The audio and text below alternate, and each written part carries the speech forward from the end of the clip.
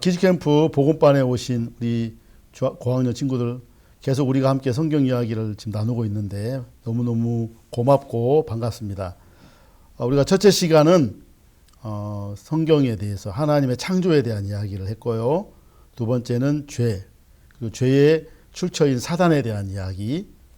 세 번째는 하나님이 주신 율법을 통해 우리가 죄인인 자신을 발견했을 때 우리가 더 이상 할 수 없고 예수님을 통해서만 구원을 받는 부분에 대한 이야기를 통해서 율법에 대한 이야기를 우리가 나누었습니다. 자, 이제 네 번째 마지막 시간입니다. 자, 오늘은 이제 마지막 시간 바로 이 복음에 대한 이야기를 우리 친구들과 함께 차근차근 한번 이야기를 해보도록 하겠습니다. 이 복음은 복된 소리, 말 그대로 이 소리를 듣는 사람은 복을 입고 행복한 사람이 된다는 겁니다. 이 복음이 주는 가장 큰 능력은 그 마음에 죄로 인하여 고통하는 사람들이 죄를 씻고 깨끗해져서 하나님을 만날 수 있는, 하나님 나라에 갈 수 있는 복을 입는 놀라운 축복 중에 축복이고 바로 성경이 말하는 가장 위대한 메시지입니다. 우리 친구들에게 이 복음이 정확하게 마음에 믿어져 우리 친구들 마음에 하나님과 함께하는 복된 삶을 산다면 우리 친구들도 이 복음이 주는 가장 위대한 믿음으로 전 세계에 가장 위대한 리더가 되면서 하나님을 섬기는 사람이 될 거라고 생각을 합니다. 자, 이 복음은 이미 하나님이 계획하신 겁니다. 이미 성경에 하나님의 마음을 알고 하나님의 마음을 받은 선지자들이 그 예수님을 이 땅에 보내서 우리를 구원하신다는 하나님의 약속과 하나님의 뜻을 이 성경을 통해서 여러 부분으로 말씀을 기록했습니다. 그래서 이 복음은 특별한 어떤 것이 아니라 이미 성경에서 약속되어 있고 또 이미 준비되어 있다는 것입니다. 다만 이제 그 복음이 예수님의 탄생을 통해서 나타난 거죠. 자, 요즘 이제 크리스마스 시즌이 되면 사람들은 크리스마스라고 하는 이런 분위기에 사람들이 참 이렇게 즐거워하고 기뻐합니다. 크리스마스의 주인공은 예수님입니다. 여러분, 산타클로스 할아버지가 주인공 아닙니다. 크리스마스의 주인공은 예수님입니다.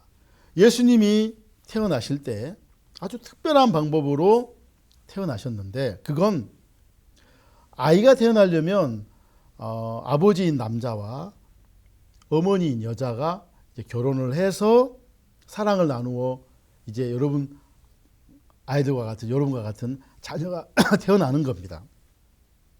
자, 그렇다면 예수님이 탄생하신 이 탄생은 남자와 여자가 결혼을 해서 정상적인 부부를 통해서 태어난 아이가 아니고 이 마리아에게 천사 가브리엘이 찾아와서 이 마리아에게 약속을 합니다. 네가 아들을 낳으리니 이름을 예수라 하라. 마리아는 집안에서 일을 하다가 그 가브리엘 천사의 소리를 듣고 깜짝 놀랍니다. 나는 결혼도 하지 않았고 그랬는데 내가 어떻게 아들을 낳을 수 있겠습니까? 그렇게 반문을 했을 때 이 천사는 마리아에게 교제를 해주고 하나님의 약속이 너에게 이루어진다라는 그 부분에 대한 이야기를 나누면서 마리아가 그 말씀을 받아들여 예수님을 잉태하게 됩니다. 예수님은 누구도 영접할 수 있는 집이 없었고 방이 없었기 때문에 아주 차디차고 더러운 마구간에서 예수님은 태어나셨습니다. 그 누구도 짐승이 태어나고 짐승이 거하는 집에 하나님의 아들 예수님이 탄생하신 거죠. 이런 어떤 모양들은 바로 예수님이 이 땅에 오신 분명한 목적을 이야기하고 있는데요. 바로 그 예수님의 이름 안에 예수님의 탄생의 비밀이 들어 있었습니다.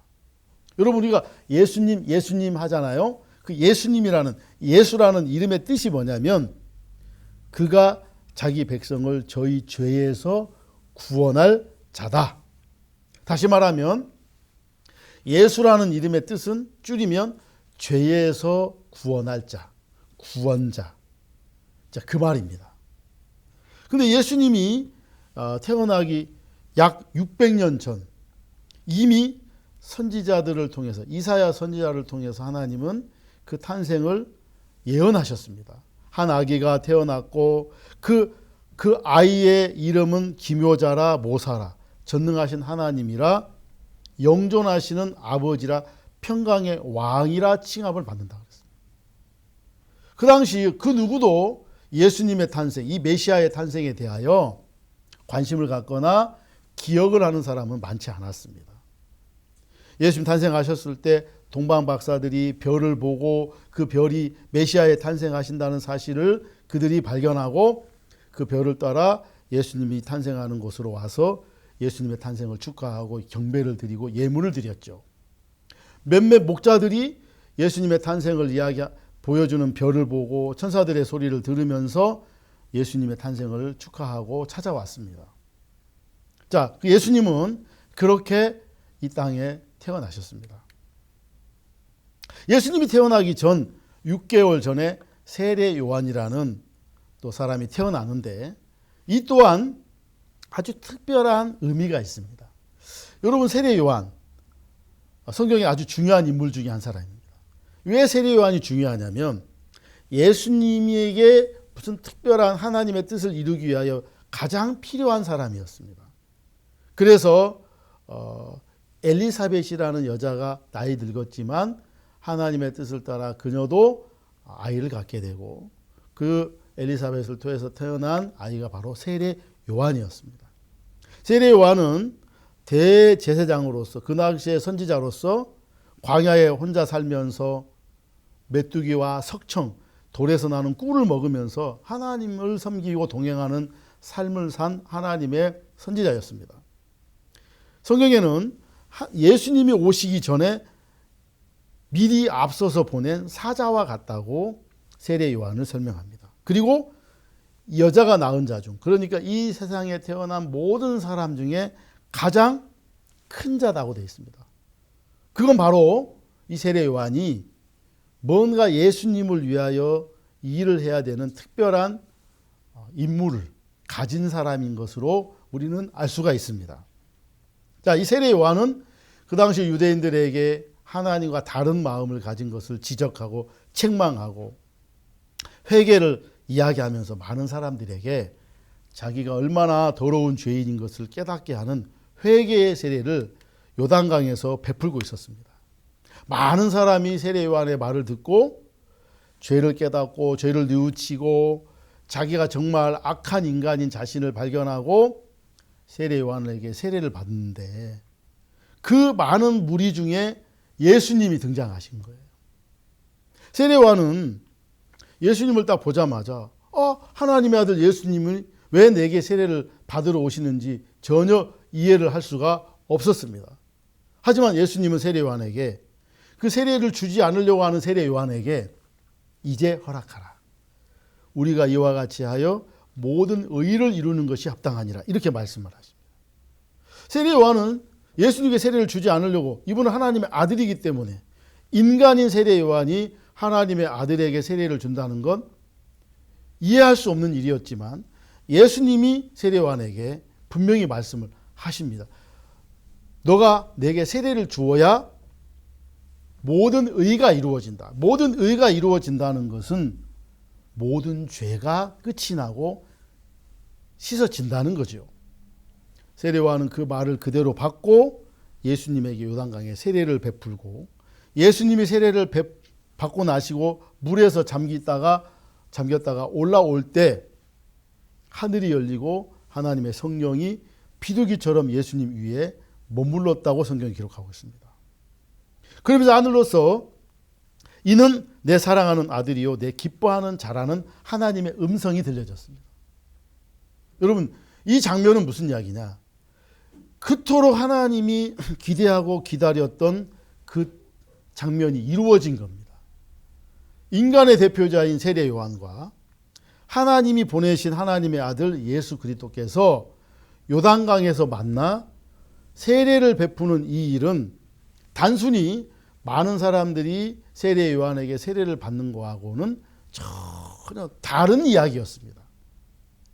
사람들은 세례 요한에게 죄를 깨닫고 뉘우치고 죄인된 자신을 깨닫는 세례를 받았다면, 예수님은 우리 인간이 받는 세례가 아닌 하나님의 아들로서 이 땅에 오셔서 하나님의 뜻을 이루기 위한, 이 죄를 끝내고 우리를 죄사함을 얻게 하시려는 하나님의 뜻을 이루기 위한 시작이었습니다. 여러분, 세례를 베풀 때 반드시 그 머리 위에 안수를 하고 기도를 합니다. 그 머리 위에 안수하는, 이 안수라는 말은 어떤 의미가 있냐면 넘긴다. 나에게 있는 것을 넘긴다. 누군가에게 있는 것을 그 사람에게 넘긴다. 전가시킨다.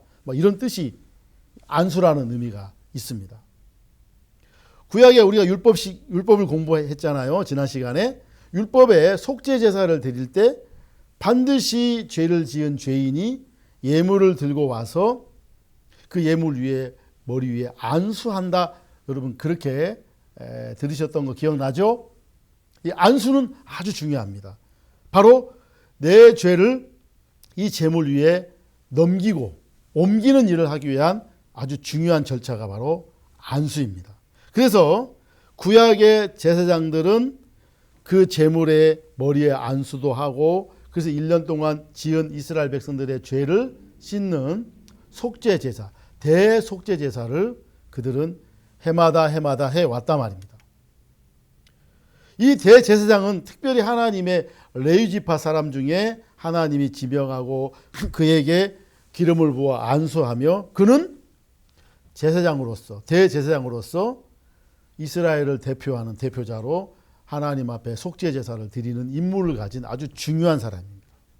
그는 1년에 매번 하루 정한 그 대속죄일에 지성소에 들어가 하나님 앞에 그 제물의 피를 뿌려 그 1년 동안의 죄를 속하는 대속죄 제사를 이 대제사장만이 할 수 있는 거예요.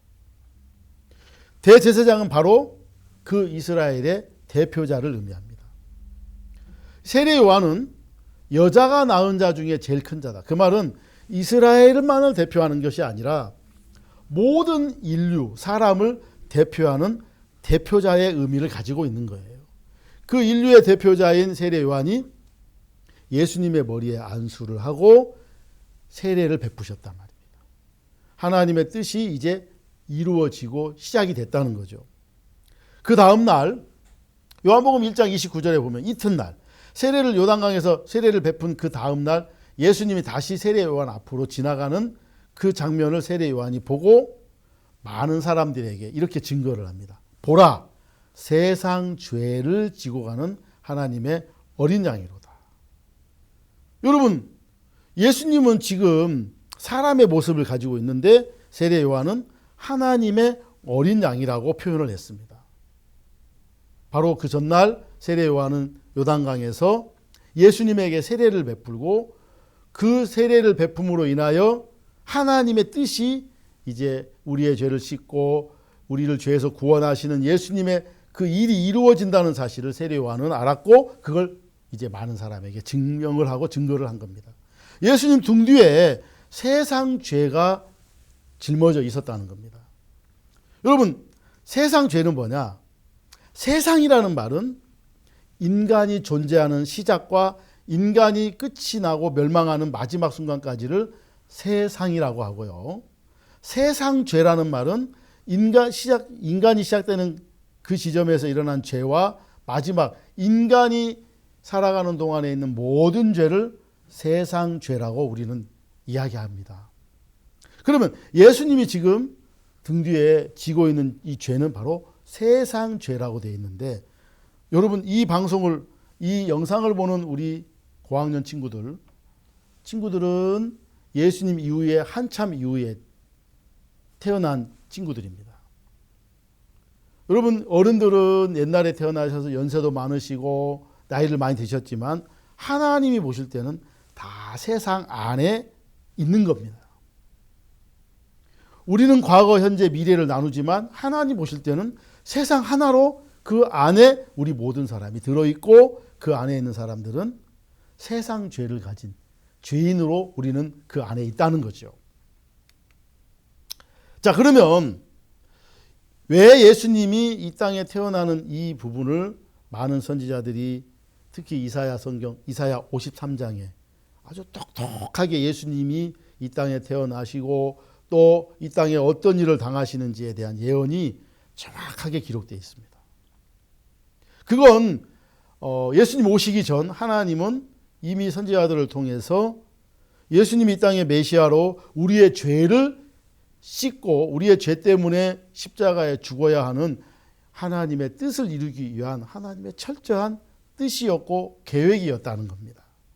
이사야 53장 5절에서 6절을 보면 그가 찔림은 우리의 허물을 인함이요 그가 상함은 우리의 죄악을 인함이라.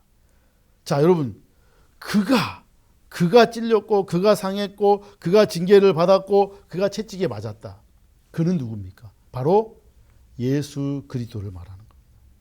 이사야 선지자는 예수님이 태어나기 전 690년 전, 정말 시간 차이가 너무 많이 나지만 그 당시 이 땅에 있었던 이사야 선지자에게 하나님은 계시로 그리스도가 이 땅에 오셔서 상하고 찔림을 받고 채찍에 맞고 그 결과로 우리가 나음을 입고 우리가 죄악에서 벗어나고 우리가 하나님 앞에 나음을 입는 이 복음, 그리스도가 이루어지는 이 복음을 미리 보았던 바로 선지자가 바로 이사야 선지자입니다. 예수님은 제자들과 함께 다니시면서 성경을 말하고 말씀을 나누시면서 제자들에게 기도를 가르쳐 주었습니다. 제자들이 예수님 우리가 어떻게 기도를 해야 할까요? 너희는 이렇게 기도해라. 하늘에 계신 우리 아버지 이름이 거룩히 여김을 받으시며 나라가 임하옵시며. 그 다음 뒤에 쪽에 보면 뜻이 하늘에서 이룬 것 같이 땅에서도 이루어지이다. 여러분, 이 말씀대로라면 이미 하늘에서는 하나님의 뜻이 이루어졌고 완성이 됐다는 겁니다. 다만 그 하나님의 뜻이 이제 하늘에 이루어진 뜻이 이 땅에 이루어지기 위하여 예수님은 인간의 몸을 입고 2000년 전 베들레헴의 아기의 모습으로 태어나셨고 33년을 사시고 십자가에 처형을 당하여 비참하게 피를 흘려 돌아가셨습니다. 자, 이 모든 건 하나님의 뜻이었습니다. 왜 하나님의 뜻이 이렇게 처절하게 예수님이 피를 흘려야만 하는가요? 바로 우리의 죄를 씻고 이 죄를 담당하기 위하여는 예수님의 생명, 피가 필요했다는 겁니다. 이스라엘의 구약시대의 제사법에는 반드시 제물이 죽어 피를 흘려서 그 피로 번제단 뿔에 피를 바르고 또 법궤의 그 뚜껑 시은좌 그 뚜껑 위에 피를 바르는 그 피가 발려지는 그 의식과 절차가 있었습니다. 피는 곧 생명이었기 때문에. 그러면 그 짐승의 생명의 피값은 한 번의 죄를 씻고 1년의 죄만 씻었지만 이제 예수님의 존재는 한 번이나 1년이나 10년이나 100년이 아닌 하나님의 관점에서 보는 영원한 속죄, 영원한 시간을 감당하는 능력이 되는 겁니다. 자, 여러분, 이 그림에 보시는 것처럼 영원한 세계가 이미 하나님의 세계 안에서 존재하고 있었습니다. 지금 우리가 사는 이 세상은 다만 영원한 세계의 한 부분을 떼어내서 이 세상에 시간을 놓고 물질을 놓고 공간을 만들어서 세상이라는 이 공간이 만들어진 거예요. 이 세상은 시간에 의해서 움직이기 때문에 또 다른 말로 시간계라고 말할 수 있어요. 시간계. 그래서 지나간 시간에 대하여는 과거, 지금 현재라고 우리가 규정하는 이 시간에 대해서는 현재, 앞으로 올 시간에 대하여는 미래라고 우리가 말할 수 있습니다. 하지만 이건 우리 세상, 시간계의 관점으로 볼 때 그렇게 구분을 하는 것이고요. 하나님의 관점에서 볼 때는 세상은 하나로 보는 거예요. 과거, 현재, 미래가 없어요. 하나님의 관점, 영원한 관점에서는 하나님에게는 현재밖에 없어요. 과거도 없고 미래도 없고 하나님의 시계는, 하나님의 시차는 없고 그냥 현재라는 이 시간밖에 없는 겁니다. 자, 예수님은 이제 십자가에 당신이 죽는 이 부분을 하나님 뜻으로 받고 또 그 하나님의 뜻에 순종하여 예수님은 십자가의 길을 가게 되고 십자가에 못이 박혀 죽게 됩니다. 이 장면은 정말 그냥 볼 수 있는 장면이 아니고 너무 처절하고 너무너무 잔인한 모습이라고 사람들에게 여러 기록에 나와 있는데, 그 온몸이 채찍으로 찢겨져서 살이 베어지고 그 살에서 피가 막 뿜어져 나오고 이루 말할 수 없는 엄청난 고통이 예수님의 몸에 가해졌습니다. 여러분, 지금 여러분이 보시는 십자가에 못 박힌 예수님의 그림도 우리가 상상 속에 화가들이 그림을 그리지만 실제 예수님의 모습은 눈뜨고 볼 수 없을 만큼 너무 참혹할 모습이었다고 우리 여러 기록에 있었습니다. 자, 예수님은 예수님의 이름대로 그가 자기 백성을 저희 죄에서 구원할 자라는 구원자의 임무를 가지고 이 땅에 오셨기 때문에 예수님은 지금 철저하게 하나님의 뜻에 복종하고 그 뜻을 그대로 받으시며 지금 십자가에 사형을 당하고 진짜 흉악한 죄를 지은 사형수처럼 취급을 받고 지금 이렇게 죽으시는 겁니다. 예수님은 십자가에 달리시면서 이제 좌우에 흉악한 강도들도 함께 십자가에 못 박히는 정말 죄인의 취급을 철저히 받으셨습니다. 예수님은 이제 마지막 죽음 직전에 이 몸이 영혼이 몸에서 떠나는 그 마지막 순간 예수님은 이제 다 이루었다라는 마지막 유언을 남기시고 십자가에서 운명을 하십니다. 여러분, 뭘 다 이뤘을까요? 그건 예수님의 이름에 답이 있어요. 다시 한번 여러분, 우리 친구들, 예수님의 이름에 대한 풀이를 해보겠습니다. 예수님의 이름의 뜻이 뭐였죠? 그가 자기 백성을 저희 죄에서 구원할 자다. 예수님은 죄에서 건지러 오시고 죄를 해결하러 오신 분입니다. 병도 고쳤고 많은 사람에게 양식을 주셨고 많은 기적과 표적을 일으켰지만 진정한 예수님의 능력, 예수님이 하신 일은 이 죄를 끝내고 이 죄를 해결하는 그 임무를 예수님은 가지고 이 땅에 오셨고 당신의 몸을 십자가에 드리는 그 죽음으로 이 죄를 씻고 우리의 죄를 깨끗하게 온전히 씻었다고 말씀하시고 다 이루었다고 증거하시는 겁니다. 자, 예수님이 십자가에 그렇게 돌아가시고 난 그 시간, 그때 예루살렘 성전 안에 성소와 지성소를 구분짓고 있는 큰 커튼이 있었습니다. 휘장이 있었습니다. 갑자기 대제사장들이 성소 안에서 하나님을 섬기는 일을 하고 봉사하는 일을 하고 있는데 그 휘장이 위에서부터 아래까지 찢어지기 시작하는 거예요. 여러분, 재밌는 건 여러분 친구들이 만약에 이렇게 높은 천을 찢는다 할지 할 때 밑에서부터 이걸 찢어야 됩니다. 왜? 키가 작기 때문에. 우리는 이 예루살렘의 성전 안에 있는 휘장은 굉장히 높기 때문에 사람이 찢으면 밑에서부터 찢어야 됩니다. 하지만 이 휘장은 위에서부터 찢어졌다는 겁니다. 누가 찢었습니까? 바로 하나님의 손이 이 휘장을 찢었다는 겁니다.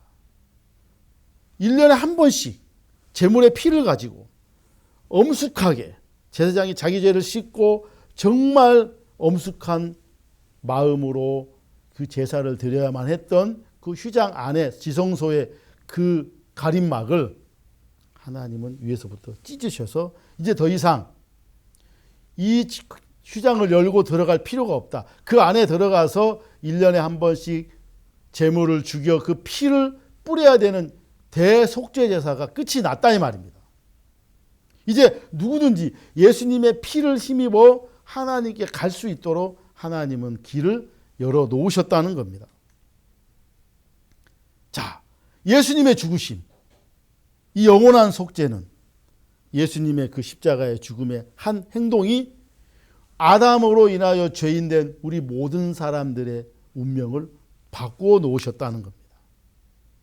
자, 문제는 아직도 사람들은 시간계 관점에 잡혀 있어요. 그래서 과거는 씻어졌는데 앞으로 지을 죄나 지금 짓는 죄는 우리가 하나님께 용서를 빌어야 된다고 이렇게 생각하는 사람들이 참 많습니다. 여러분, 우리 친구들, 그건 틀린 말이에요. 잘못된 이야기입니다. 성경은 시간계의 관점인 우리의 관점에서 이루어진 게 아니라 영원한 관점, 하나님의 관점에서 이 성경은 이루어졌고 예수님은 그 뜻을 이루신 겁니다. 그래서 히브리서 9장 12절은 이렇게 말씀하고 있어요. 염소와 송아지의 피로 아니하고, 자, 구약의 속죄의 제사를 드렸던 대표적인 제물이 염소와 송아지였어요. 그 중에 정한 짐승을 골라서 염소와 송아지를 죽여서 그 피로 제사를 드렸던, 율법에 의하여 드렸던 그 구약의 속죄 제사가 그 방식이 아닌 오직 자기 피, 예수님 당신이 이 땅에 몸을 입고 오신 그 피로 영원한 속죄를 이루었다.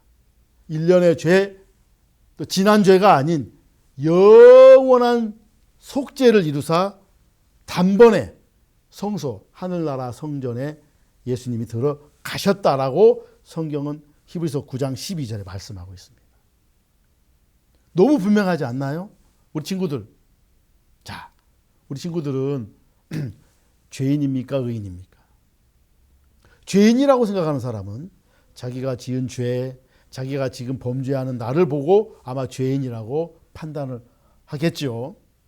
하지만 그건 우리 판단이고, 하나님은 성경에 예수님을 통하여 우리의 죄를 대신 짊어지고 대신 죽으심으로 영원한 속죄를 이루었다고 말씀하십니다. 그것도 두 번, 세 번 이제 대속죄처럼 또 해마다 해야 될 게 아니라 단번에, 여러분 단번이라는 말은 무슨 뜻을 가지고 있냐면 두 번이 필요 없고 한 번에 끝이 난다. 영어로는 at once라고 되어 있습니다. at once. 다시 말하면 이 한 번의 제사로 더 이상의 제사가 필요 없을 만큼 완벽한 제사가 치루어졌다, 그 말입니다. 너무 놀라지 않습니까? 우리 친구들이 지금 나는 죄인이야, 나는 죄가 있어, 스스로 우리 친구들이 죄인이라고 생각하는 친구들이 있다면 여러분, 그건 내 생각이고 여러분들이 지금 이 땅 시간계 눈으로 보니까 죄인인 것 같은데, 사실 성경은 우리 친구들의 모든 죄를 이미 예수님이 짊어지셔서 십자가에 끝내고 단번에 모든 속죄가 이루어져 깨끗이 되었다고 말씀하고 있습니다. 그래서 예수님은 이제 십자가에 죽으셨고 이제 무덤에 갇히셨습니다. 자, 죄값을 다 치렀고 속죄를 다 끝낸 예수님은 더 이상 이제 죽음 가운데 육체 안에 있을 수가 없기 때문에 부활하셨습니다. 예수님은 부활하셔서 이제 많은 사람들에게 부활하신 예수님의 몸을 보이시고, 야, 부활했다, 내가 죄를 끝냈다, 너희들을 의롭게 했다. 이제 염소와 송아지라는 그 제물의 짐승의 피가 아닌 예수님의 피가 영원한 속죄를 이루어 이제 끝을 났다라는 많은 사람들에게, 제자들에게 부활하신 예수님 당신의 몸을 보여주면서 의를 이루신 예수님을 증거하셨습니다. 자, 여러분, 그 당시 예루살렘, 이스라엘 수도인 예루살렘에는 하나님을 섬기는 성전이 있었습니다. 하지만 그 성전은 진짜가 아니었어요. 모형입니다. 모형. 우리 친구들이 뭐 장난감 모형을 좋아하는 친구들이 있으면 그 모형이지 실제를 본따서 이제 여러 가지 모양으로 축소하고 이렇게 만든 것처럼 이 예루살렘에 있던 이 성전, 또 그 안에 있는 성소는 모형이고요. 진짜 원형 성전은 어디에 있냐? 하늘나라에 있습니다. 근데 이 땅에 사는 모든 사람 중에, 어떤 사람 중에 하늘나라 성전에 간 사람 아무도 없죠. 또 이스라엘에 있는, 예루살렘에 있는 성전을 본 사람 극소수입니다. 다른 나라 사람들이나 이방인들은 전혀 그 성전을 보지 못했죠. 우리도 볼 수 없었고요. 하지만 이제 예수님은 부활하셔서 이제 이 땅에서 죄 때문에 당신의 몸이 십자가에 피 흘려 죽으시고, 이제 예수님은 그 다음 하늘나라 성소에 들어가셔서 완벽히 우리 죄를 씻었고 해결했다라는 영원한 속죄를 하늘나라 성소에 드리시기 위하여 하늘나라 성소에 들어가셨습니다. 자, 이제 하늘나라 성소에 들어가신 예수님은 더 이상 이 땅에서는 제물로 우리의 죄를 위하여 십자가에 피를 흘려 죽으시는 제물이었다면, 이제 예수님은 더 이상 제물이 아닌 대제사장의 직분을 가지고 하나님 앞에 하늘나라에 있는 성소에서 영원한 속죄 제사를 드리는 일을 하신 겁니다. 이제 이 예수님이 드리신 영원한 속죄는 완벽하게 우리의 모든 죄를 완벽하게 영원히 씻었다라는 완벽한 증거가 되는 거예요. 우리 친구들, 이 방송을 보는 친구들에게 예수님이 그런 일을 이루셨다. 너무 놀라지 않습니까? 친구들에게 이 놀라운 예수님의 사랑, 예수님의 우리를 위한 영원한 속죄를 여러분 이 말씀을 듣고 정말 이루어 주신 사실을 받아들일 때 우리 친구들 마음속에 하나님이 함께 할 수 있는 놀라운 축복이 임한다는 겁니다. 자, 여러분 아까도 설명했듯이 영원한 세계는 실제 하나님이 거하시는 실상입니다. 진짜입니다. 거기에 하늘나라의 원형 성전, 진짜 성전, 그 성전에 그래서 거기서 제사를 드려야 되는데 그 성전은 우리는 볼 수 없었지만 이 세상에 예루살렘에 그 성전이 지어졌고 거기 있었습니다. 자, 그러면 이 땅에서 드리는 제사는 시간에 의해서 또 이스라엘 나라의 한계 딱 국한되어 있는데 이제 예수님은 하늘나라 성전에 들어가셨다 그랬죠. 그건 무슨 말이냐? 이 세상의 모든 죄가 완벽히 끝나고 그 속죄 제사로 우리의 죄값이 끝이 났다라는 놀라운 소식입니다. 자, 구약의 속죄 제사, 예수님이 드리신 속죄 제사, 영원한 속죄 제사를 비교해 보니까 구약에 드렸던 개인의 속죄 제사나 이스라엘 백성들의 전체 백성들의 죄를 씻는 대속죄 제사는 흠없는 암염소나 양이나 이런 짐승이 필요했습니다. 그리고 여전히 그 머리 위에 안수하는 방식은 똑같았습니다. 하지만 개인의 속죄 제사는 죄를 지을 때마다 제사를 드려야 됩니다. 굉장히 많은 제물이 죽어야 되겠죠. 또 죄를 지으면 또 제사를 드려야 돼요. 그래서 이제 대속죄 제사, 대속죄 제사에서는 백성의 대표자 대제사장이 대표로 제물의 머리에 안수를 하고 그렇게 해서 속죄 제사를 드리는 그 속죄의 시효는 1년이었습니다. 그러면 해가 지나면 또 그 제사를 드려야 되겠죠. 거기까지가 율법에서 제시한 율법에서 말하는 속죄 제사입니다. 그건 이미 지나갔고 이스라엘 백성들에게 율법에 의해서 전달된 속죄 제사법입니다. 그렇다면 여러분 친구들도 저처럼 우리는 이방인입니다. 이스라엘 사람, 유대인이 아니죠.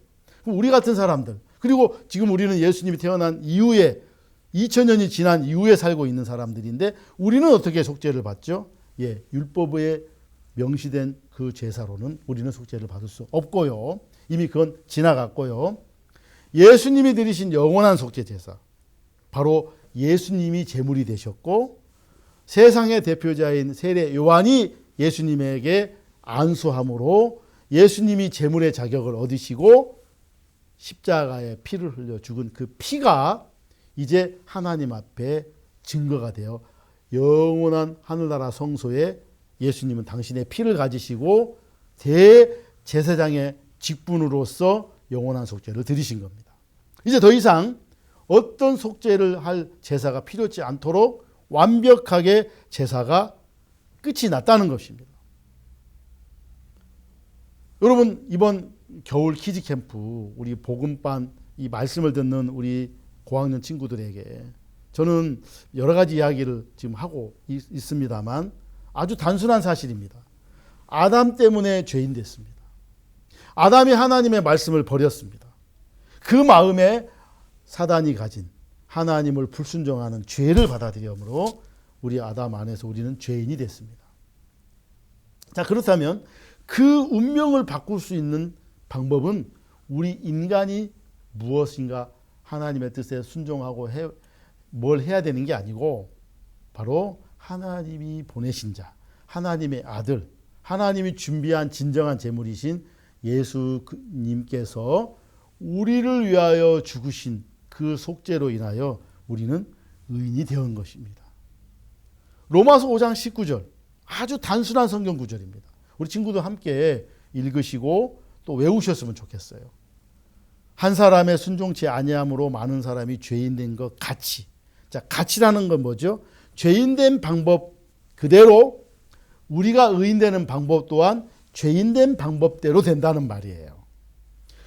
죄인 된 것도 아담이 순종치 않으므로 죄인 된 것처럼, 그렇다면 우리가 의인이 되는 방법도 한 사람, 예수님, 하나님이 정하신 분, 예수님이 하나님의 뜻에 순종하심으로 우리가 의인이 되는 겁니다.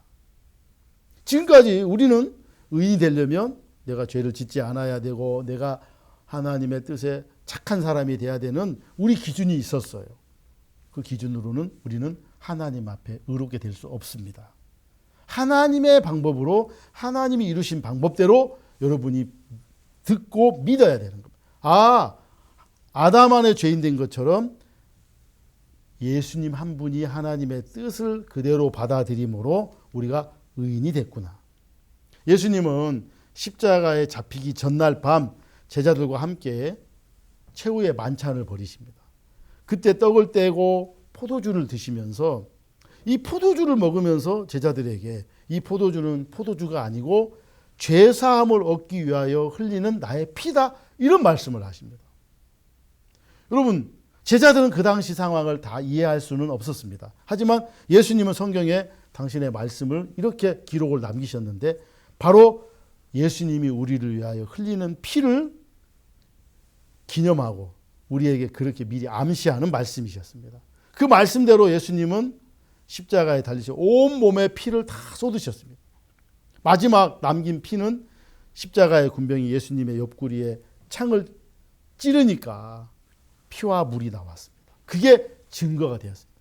그 피가 우리의 죄를 씻은 명백한 증거요. 지금 이 성경에 기록된 이 말씀대로 히브리서 9장 22절에 피 흘림이 없은즉 사함이 없느니라. 반드시 피 흘림으로 이 속죄가 되는 이 사실을 성경은 명백하게 오늘 여러분에게 증거하고 있는 겁니다. 자, 이 말씀을 듣는 우리 친구들, 자, 이걸 믿어야 된다.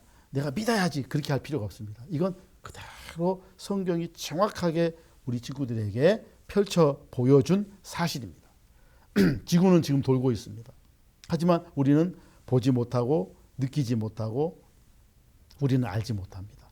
지구가 돈다라는 정확한 과학적 사실을 우리는 그대로 믿은 거지요. 우리 몸으로 확인한다? 불가능한 것처럼. 이제 우리 친구들 마음에 죄사함을 받아 우리 친구들이 의인이 된 것은 우리 친구들의 노력과 행위가 아닌 예수님이 우리를 위해 죽으셨던 그 예수님이 피를 흘렸고 예수님의 몸이 찢겨진 그것을 우리 마음에 받아들이는 겁니다. 예수님이 우리를 위하여 몸을 주셨습니다. 피를 주셨습니다. 그래서 그 피가 우리 친구들 모두에게 이루어진 것입니다. 의롭게 해 놓으신 것입니다. 자, 어린아이가 음식을 먹을 때 이제 이걸 삼킬 것이냐 토할 것이냐. 삼키면 그 음식은 몸에 들어가 양식이 되는 것처럼 믿음은 그렇게 이루어졌고 기록된 하나님의 말씀을 우리 친구들 그대로 꿀꺽하고 받아들이는 겁니다. 이 말씀이 기록이고 예수님이 이루신 사실이구나. 그렇게 꿀꺽 아멘 맞습니다. 그렇게 받아들일 때 우리 친구들의 마음속에 마음으로 믿어 의에 이르고 입으로 나 죄 없습니다. 의롭습니다라고 시인이 되며 여러분이 구원을 받은 사람, 이제 하나님의 자녀가 되는 사람으로 여러분이 바뀌는 것입니다. 이번 겨울 키즈 캠프, 이번 복음반, 여러분 좀 딱딱하고 좀 다소 어려운 부분이 없지 않아 있을 수도 있지만 우리 친구들이 마음을 열고 쭉 말씀을 들어주셔서 너무 고맙고요. 이 말씀은 앞으로도 계속 우리 친구들이 기억하고 또 좀 더 선생님들과 또 많은 분들에게 또 듣고 또 의심나는 부분이 있으면 같이 더 확인하면 좋겠습니다. 부디 여러분 우리 친구들 모두를 위하여 죽으신 예수님을 제가 쭉 말씀을 드렸고 이제 우리 친구들은 의롭게 된 하나님의 사람으로 바뀌었다는 사실 전해드리면서 이번 겨울 키즈캠프 복음반 모든 말씀을 마치겠습니다. 이제까지 들어주신 우리 모든 친구들에게 고맙습니다. 감사합니다.